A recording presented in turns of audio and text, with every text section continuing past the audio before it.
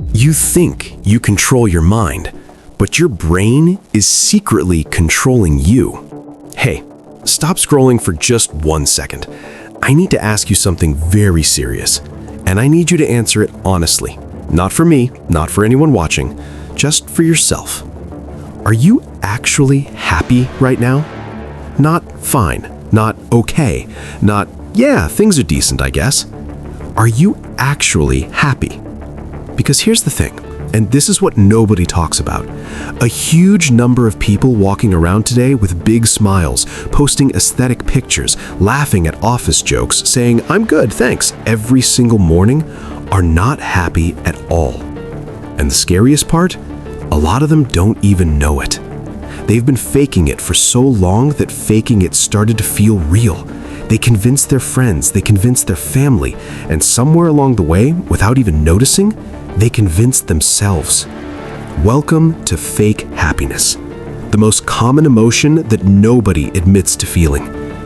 Today we're going to talk about the signs, the real ones, the ones that show up in your daily life in ways so small, so sneaky, so perfectly disguised as normal that most people miss them completely. And look, I say this with zero judgment because I've been there. A lot of people watching this have been there. Some of you are there right now, and this video might be the first time someone is actually naming what you've been quietly feeling for months. So, let's get into it. Stay with me all the way to the end, because the last sign, that one hit me hardest when I first realized it about myself, and I think it might hit you too. Curiosity builder. Before we dive in, let me paint you a picture. Imagine a person, let's call him Ravi. Ravi has a good job, decent salary, nice apartment, goes to the gym 3 times a week, has a solid friend group, posts regularly on Instagram, gets likes, comments like, "You look so happy" on his photos. From the outside, Ravi has his life together. But here's what Ravi doesn't post. The Sunday evenings where he sits on his couch and feels this heavy, hollow feeling in his chest and doesn't know why. The way he checks his phone every 10 minutes, not because he's expecting something important, because silence feels unbearable. The fact that he laughs at his friend's jokes a half second too late because he has to remind himself it's a moment to laugh. The nights he lies in bed scrolling through other people's lives, feeling nothing and everything at the same time. Ravi is not sad, he's not depressed, he's not having a breakdown. He's just not actually happy. And he's put so much energy into performing happiness that he forgot what the real version feels like. Sound familiar? It might, because Ravi isn't just one person. Ravi is millions of people. Ravi might be you. He was definitely me at one point. And that's exactly what we're unpacking today. The signs that the happiness you're showing the world and yourself might not be the real thing. Sign number 1, and this one is subtle, dangerously subtle. You laugh, you smile, you crack jokes. People think you're hilarious, fun, the life of the party. But somewhere in the back of your head, very quietly, you notice that nothing actually lands for you. Not really. It's like watching a comedy movie with the sound off. You can see why it's funny. You understand the mechanics of the joke. You produce the correct response. A laugh, a smile, "Oh my God, that's so true." But the actual feeling, the actual lightness in your chest that real laughter brings, absent. Like you're going through the motions of joy without the actual joy inside. Here's a real-life example. Imagine you're at a birthday party. Someone tells a hilarious story. Everyone's dying laughing. And you're laughing too. You're laughing. But halfway through, you catch yourself thinking, am I actually finding this funny? Or am I just doing what you do at a birthday party? And then, this is the really uncomfortable part. You can't tell.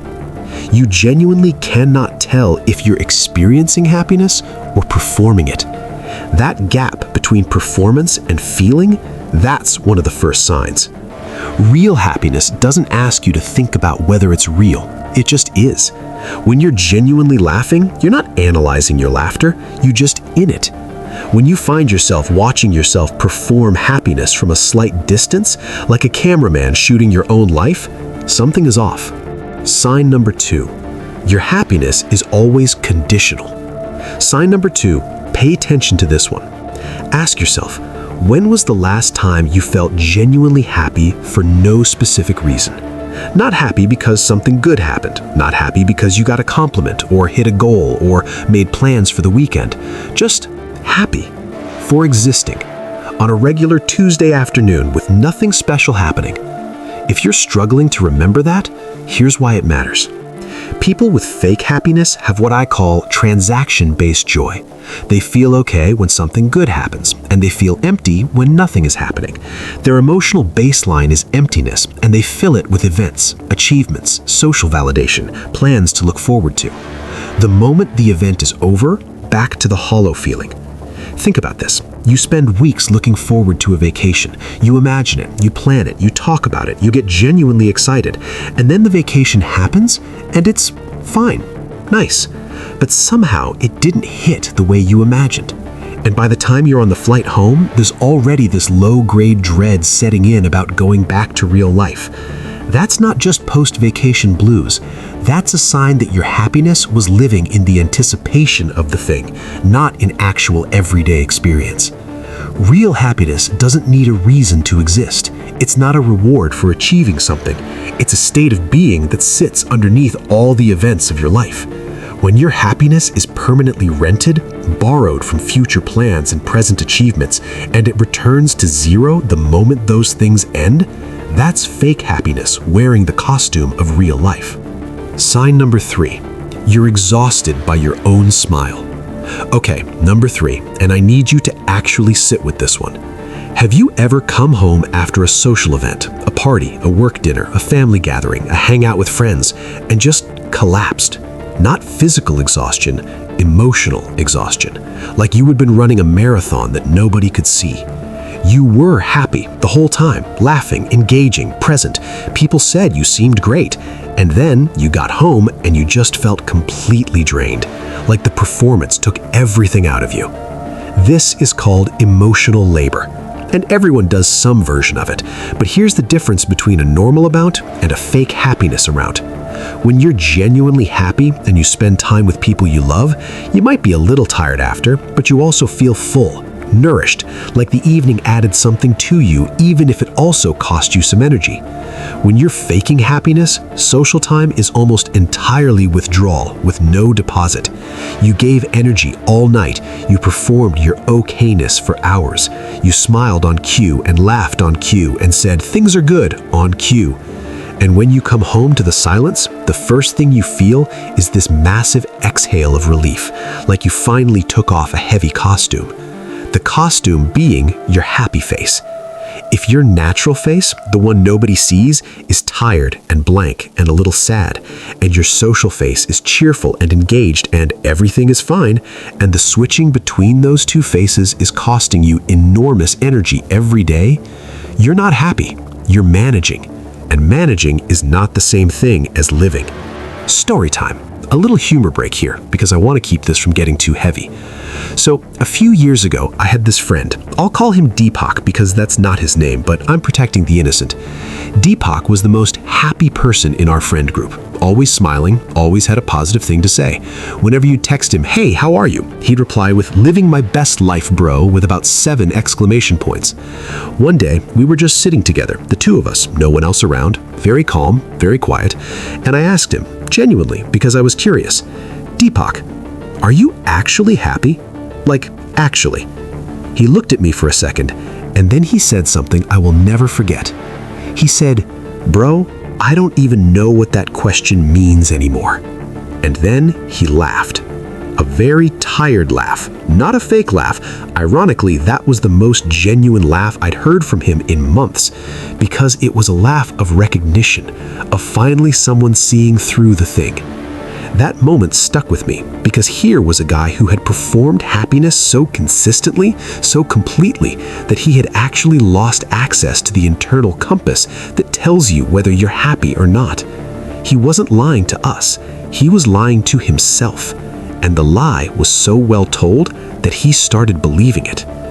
The real punchline, he told me later that the question I asked him that day was the beginning of him actually figuring his life out. Not because I said anything profound, just because I asked a real question and waited for a real answer instead of accepting the performance. Sometimes that's all it takes. Okay, back to the signs. Sign number 4. You compare your insides to everyone else's outsides. Sign number 4 is one of the most painful ones, and I'm going to be very direct about it.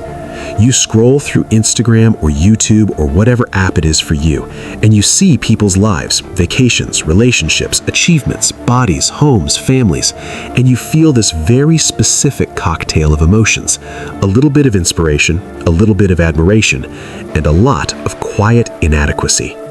Not, I want what they have, more like, why don't I already have what they have? What's wrong with me? Why does their life look like that and mine looks like this? And here's the trap you're falling into, and this is important, so please actually hear this. You're comparing your raw, unfiltered inner experience, your Sign 6. Your relationships feel like performances. Okay, sign 6, and this one is about the people around you. Think about your closest relationships, your best friend, your partner, your family, the people you're supposedly most comfortable with. Now answer honestly, do those relationships feel like a place you can completely let down your guard, or do they feel like slightly lower stakes performances? Because here's something that fake happiness does over time. It teaches you that the people around you have a certain idea of who you are, and you become committed to maintaining that image, even with the people closest to you.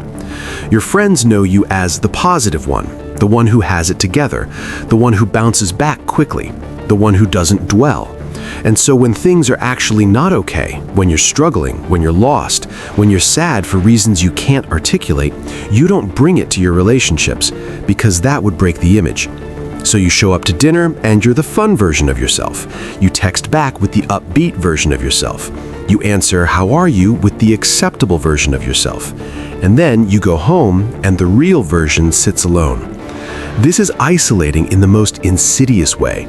Because technically you're surrounded by people, you have a social life, you have relationships, you're not lonely in the obvious dramatic way, but you're deeply, quietly lonely in the way that comes from being unseen by the people who are supposed to know you best.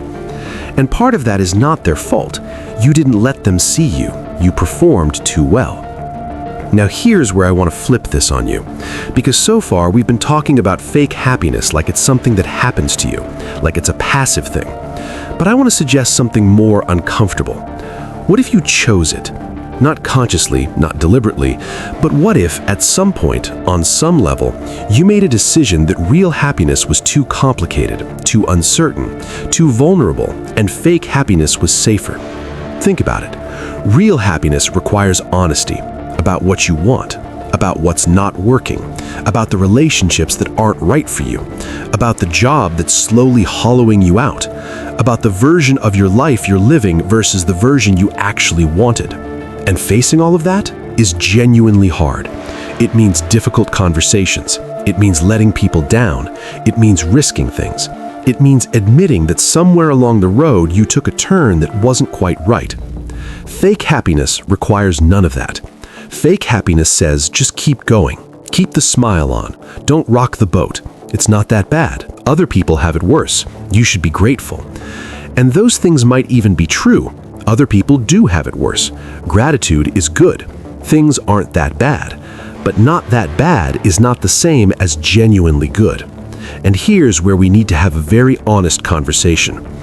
A lot of people reading this right now are not unhappy people who are pretending to be happy. They're people who genuinely don't know what real happiness would even look like for them, because they optimized so hard for acceptable and fine and grateful for what I have that they never stopped to ask what they actually wanted. They performed happiness for so long that the performance became the personality. The mask became the face. Sign 7, one of the biggest. When's the last time you genuinely wanted something? Not needed, wanted. Not, I need to get healthier. Not, I should probably work on my relationships. Not, I have to get a promotion. I mean that alive, lit up, electric feeling of really wanting something for your life. A dream that made you a little nervous because it actually mattered to you. A vision of your own future that made you feel something other than mild dread or blank neutrality.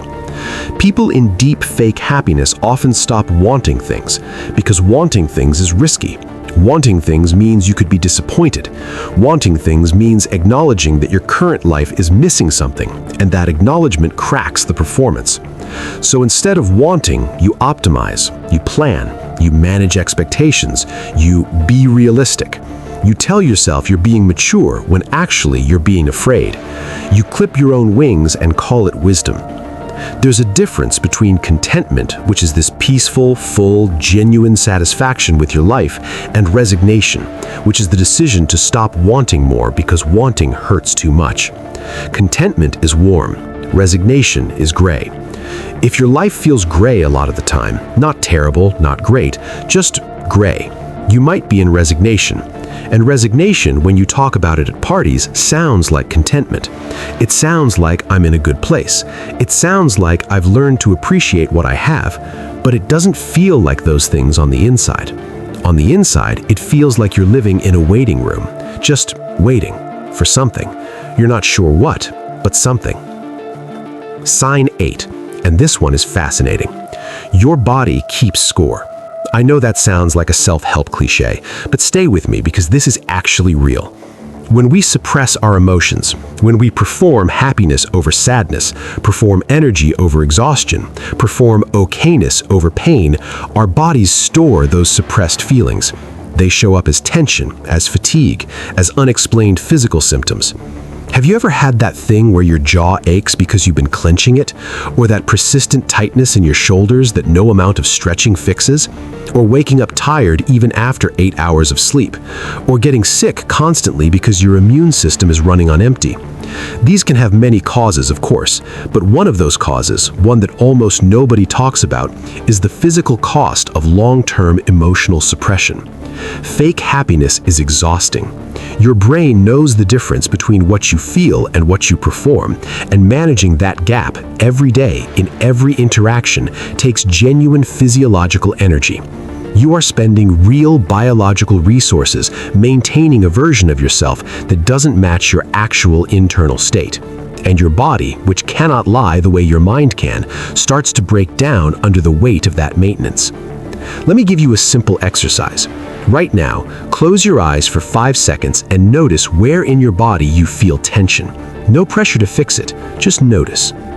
Most people doing that exercise find at least 2 or 3 places where they're holding tightness they hadn't consciously registered. Shoulders, jaw, chest, stomach. That tension has a story. It's not random. It's the physical residue of everything you decided not to feel. Your body is keeping receipts, even when your mind is busy posting happy Instagram stories. Okay, we're getting to the big one now, the one I promised you at the beginning. This is the sign I missed in myself for years. The sign that when I finally saw it, changed how I thought about my entire emotional life. Sign 9. You feel most like yourself when you're completely alone and no one can see you. Think about that for a second. Most of your day is spent being some version of yourself for other people. Work version, family version, friend version, Instagram version, dating version. Each one slightly different, slightly curated, slightly adjusted to match the audience. But at the end of the day, maybe late at night, maybe early morning before anyone is awake, or maybe on a solo drive with music on, there's a version of you that nobody else sees. And for a lot of people practicing fake happiness, that version is quietly devastated. Not dramatically sad, not crying on the floor, just sad, tired, real, a little lost, a little lonely, a little unsure of who you even are underneath all the performing. Here's the test. How different is your alone self from your social self? If the gap is huge, if the person you are alone is significantly tired, more sad, more uncertain than the person you present to the world, that gap is the fake happiness gap. And the bigger that gap is, the more energy you are spending every day to cross it. The more of your life you are living in costume. Real happiness doesn't have a big gap. When you're genuinely okay, not perfect, not always cheerful, but genuinely okay, the person you are alone isn't wildly different from the person you are with others, because you're not performing, you're just being. The alone version and the social version are roughly the same person, with normal adjustments for context, not a completely different emotional state that you have to climb into and out of every day. That gap, the distance between who you really are and who you show the world, is the truest measure of fake happiness I've ever found. And closing that gap, slowly, honestly, with a lot of patience, is the most important work any of us can do.